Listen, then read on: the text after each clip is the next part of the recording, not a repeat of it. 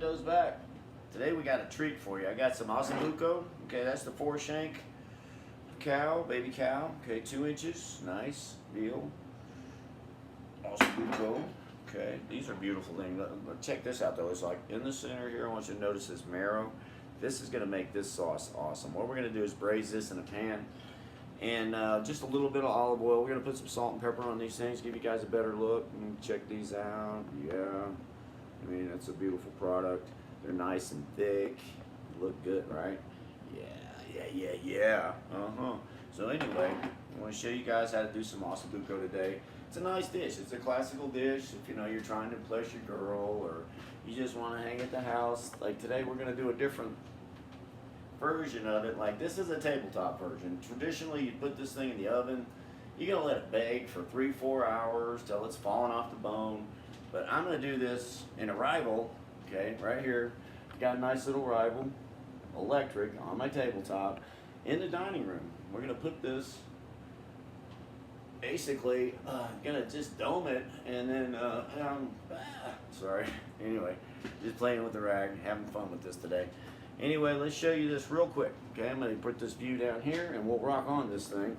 Okay, hope this works out. This is my first time using this setup, so bear with me. This is what I want to do. I'll show you the product, what you're going to need to make this dish. Anybody can make it. I want you to go dice a tomato, carrot, onion, celery, couple of little stalks of celery. Okay, 2 shanks. Get these at the butcher shop. Okay.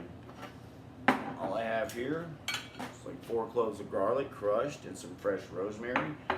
Now what we're gonna do, add some olive oil. I wanna braise these real quick while that olive oil is getting hot.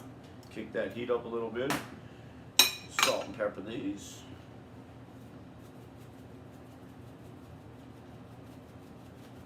Both sides. Okay. This is got a delicious dish. Once I braise these and that marrow comes out with the tomato paste, the red wine, oh, it's a delicious dish. I think you're really going to enjoy it. And you guys need to give me a like. Tell me what you think about it. I'd appreciate it if you would subscribe. I mean, I did get like 263 views in the past 28 days, and I thought that was awesome. I realize that's nothing compared to most of these sites out there, but I appreciate it. So please do me a favor. If you like these dishes, you know, I'm trying to show you guys the best view I possibly can, give you the information I can. This you can do at home, and you can also throw this in a crock pot. By the time you get home, yeah, baby. Check this out, all right? Little salt and pepper on both sides. That's all this is, okay? Right in your pan. Nice. Okay, this point, all you want to do is brown that. As soon as I flip it, I'm going to add my mirepoix, which is a mixture of carrot, celery, onion. It's a 3-to-1 ratio, usually the onion, celery, carrot, but it doesn't really matter. Just get some mirepoix in there. I'm going to add some fresh cracked pepper to this too. Give it a little more body. I like that pepper to come out. And chat with the pepper. All right. So let these sear a little bit. Get that heat up. Now what we're going to add to this, a nice little Pinot Noir, red wine. Doesn't have to be anything fancy. You can use any type. Okay, this is just California Pinot Noir. And a little tomato paste. Now this is going to give it body. This is also gluten-free. You don't have to worry about flouring this to thicken it or anything else. You're going to reduce this down. It's natural jus you can put over pasta. Serve this over mashed potatoes, creamy polenta, risotto. It's a delicious dish. It's a classical dish, but this is a tabletop version. I don't like to turn the oven on for like 4 hours, you know, bake. I live in a small condo, and it's kind of hot. So this keeps things a little cooler. You can do it right on the tabletop, and after this comes to a boil, we're going to turn it down. And this works in a syncopated way. It shoots heat into the pan. It'll bring it up to a simmer, and then it'll stop. So that'll do that for several hours. And I'm going to come back later on tonight, and I'm going to have a delicious ossobuco falling off the bone that we're going to take and put on a nice bed of some, I think it's roasted garlic and Parmesan mashed potatoes we're doing tonight. Oh yeah, look at the color you got on that, right? I'm doing it differently this way. I can show you guys step by step. Yeah. Looking good. All right, at this point, I'm going to start with my onions around the osso.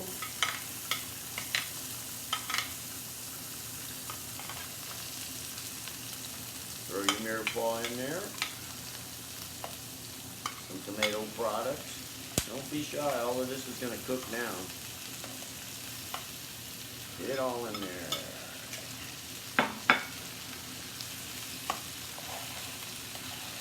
Turning my heat up a little bit more. How's this looking so far, right? Okay, just mirepoix in the pan so far. Braise them off, salt, pepper, and oil. I'm going to add my garlic. Sprinkle that around the pan.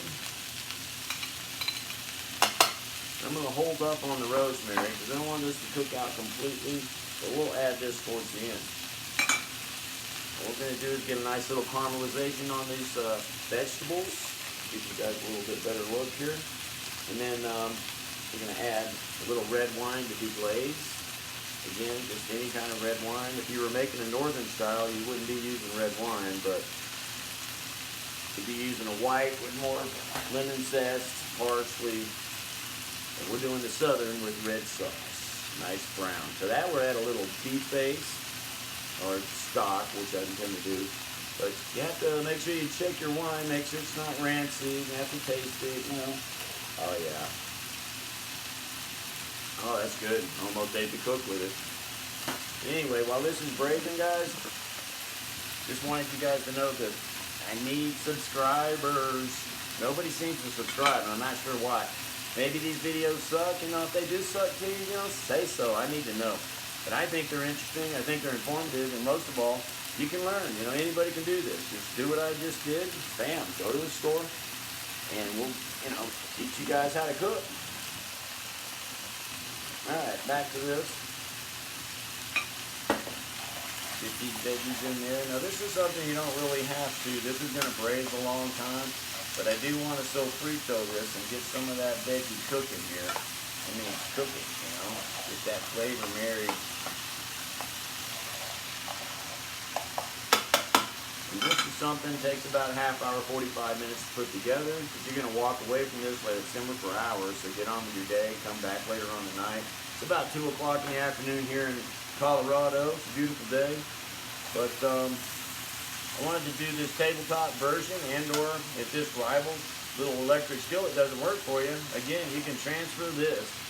And you can do this in a pan on your stovetop, basically. Put this in your crock pot, put your broth on it, put it on low. Later on in the day, you got ossobuco. And if you're trying to impress a day, you know, simple. All you're doing is dicing up some vegetables. One of the easiest dishes to make once you get used to making these. So at this point, we're going to go with that red wine. Don't be shy with the red wine. I'd like, what do you think? Cup and a half? Okay. Out of this. 3 little dollops of tomato paste. I'm going to save the rest. I might come back and add more. I saute down my vegetables a little bit. Check it out, check it out. I know, so check it out too much, but hey, it's looking good, right? Best view I can give you. Okay, all I did was saute these, this mirepoix with the tomatoes in it, and my garlic. I'm going to add that fresh rosemary, because now I'm going to add my stock. So what I'm going to do is use a little base. This is called Better Than Bouillon. It's just a good quality beef base that I like to use. I use the beef and the chicken, like 2 tablespoons. Tongs in there, and then I'm going to add some hot water. You can add cold, but I like to use hot because it just keeps things cooking a little faster. And I'm just using my little, you know, steamer thing that we use to boil, well, you know, tea and yeah, whatnot. Nice amount of water in there. Put like 2 quarts. Now we want to turn it down. We're going to gauge this. Well, all we're going to do is get it to where it's going to boil syncopated.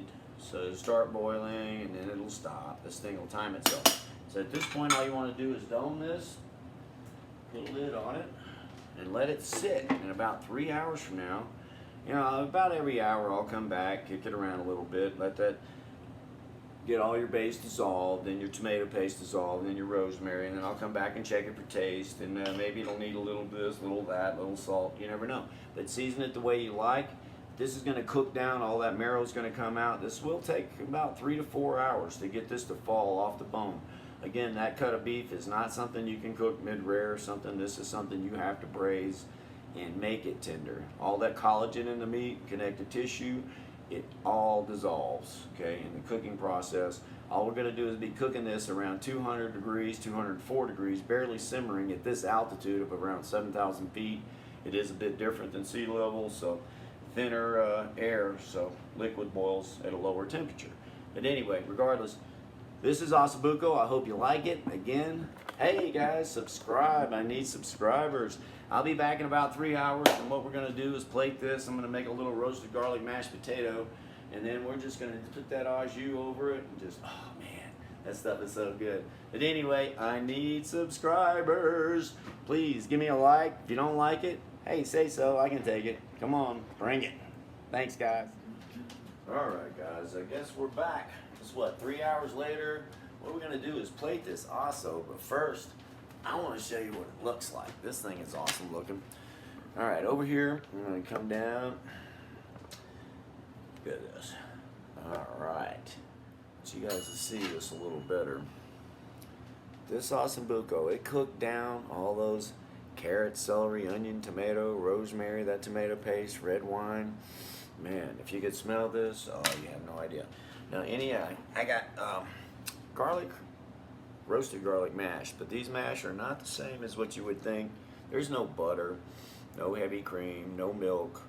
These are boiled in chicken stock, and you just take some roasted garlic and oil, combine that with some Romano cheese, and that's what you want on the plate. It's more of a stiff potato, but I'm going to put this Ossobuco right on top of it, which you'll see with all this gravy is going to be fabulous, darling. Here we go.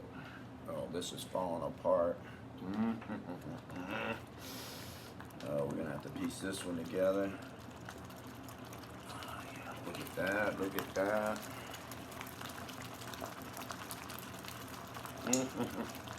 Oh, yeah.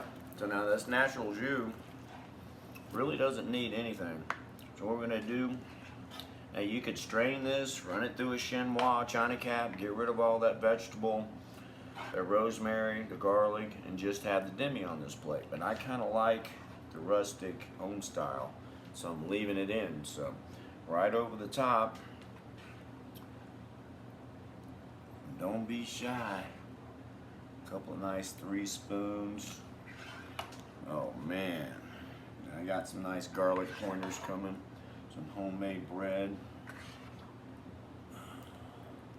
and that's pretty much it. Okay, I'm gonna stick that rosemary right in the marrow. Check this out, check it out. I hope you guys like this. Please give me a like, let me know what you think. I know this dish is a little complicated, but if you do it in one of these little electric skillets, they're awesome. But take a look at this. I mean, look at that.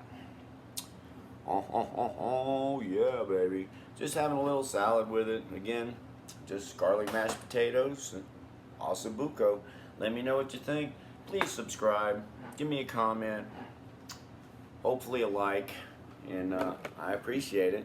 But anyway, you guys have a good night. Don't forget, subscribe. Give me a like.